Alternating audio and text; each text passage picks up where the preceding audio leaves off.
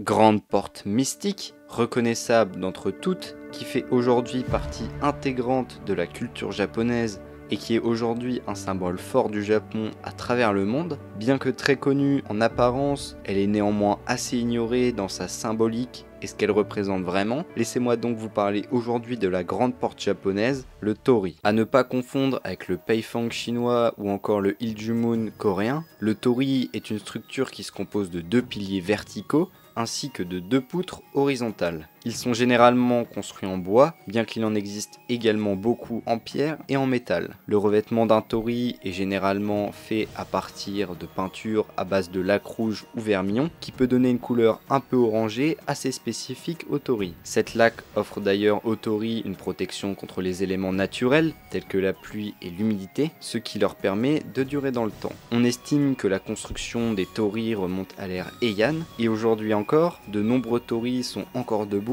après des siècles. On trouve aussi sur les torii de nombreux symboles qui ont des significations bien variées pour les japonais.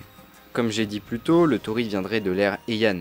Cependant, son origine exacte n'est pas clairement établie. On sait néanmoins qu'il est depuis très longtemps associé à la religion shintoïste, la religion autochtone du Japon. Mais du coup, c'est quoi cette espèce de porte? Elle nous mène où? Dans le Nether? Dans un monde fantastique plein d'aventures? En réalité, le torii marque l'entrée d'un espace sacré, symbolisant la transition du monde profane au monde spirituel. Il est considéré comme un point de connexion entre le monde humain et le domaine des dieux shintoïstes. Autrement dit, les torii sont placés à l'entrée des sanctuaires, là où les dieux résident, et là où les fidèles peuvent venir les vénérer. Par ailleurs, on retrouve aussi des torii près des temples bouddhistes, et ça s'explique par le fait que le bouddhisme et le shintoïsme ont plus ou moins cohabité au Japon, et ce qui fait qu'il y a beaucoup de temples côte à côte, et donc de torii au plus proche du culte bouddhiste. Franchir un torii n'est pas quelque chose d'anodin, c'est un lieu de culte où il règne plusieurs traditions et actions de bonne conduite. Des gestes respectueux tels que l'inclinaison de la tête, la purification rituelle des mains et de la bouche avec de l'eau, ainsi que la prière devant les autels ou les divinités, reflètent le profond respect envers les esprits du sanctuaire. De plus, porter des vêtements appropriés, maintenir le silence, éviter de passer au centre du torii, participer aux festivals et aux célébrations et respecter les règles spécifiques du sanctuaire sont autant d'éléments souhaitables pour maintenir une cohésion culturelle,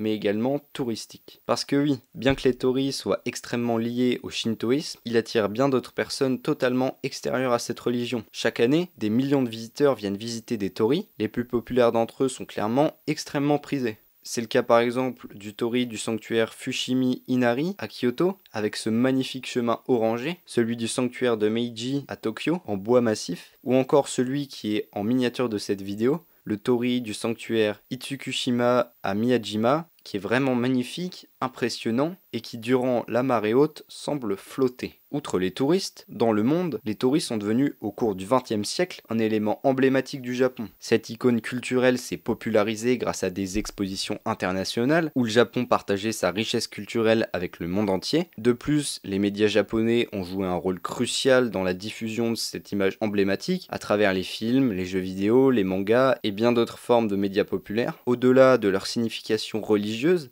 les torii ont évolué pour devenir un symbole de l'harmonie entre la nature et la spiritualité au Japon. Leur silhouette élégante et leur présence majestueuse dans des paysages variés tels que les montagnes, les rives de l'océan ou les jardins traditionnels en font des sujets de photographie prisés et des objets d'inspiration artistique. Par ailleurs, les torii ont également été adoptés dans certains pays en dehors du Japon, en tant qu'élément esthétique, reflétant l'appréciation mondiale de leur beauté et de leur symbolisme. Ces structures distinctives ont ainsi transcendé leurs origines religieuses pour devenir un symbole visuel et culturel du Japon à l'échelle internationale. On en voit partout dans le monde, beaucoup en France, dans de nombreuses villes également, dans des musées, dans des expositions ou dans des lieux réservés à la culture japonaise. Merci d'avoir regardé cette vidéo jusqu'au bout. Si elle vous a plu, n'hésitez pas à vous abonner à la chaîne et je vous dis à la prochaine.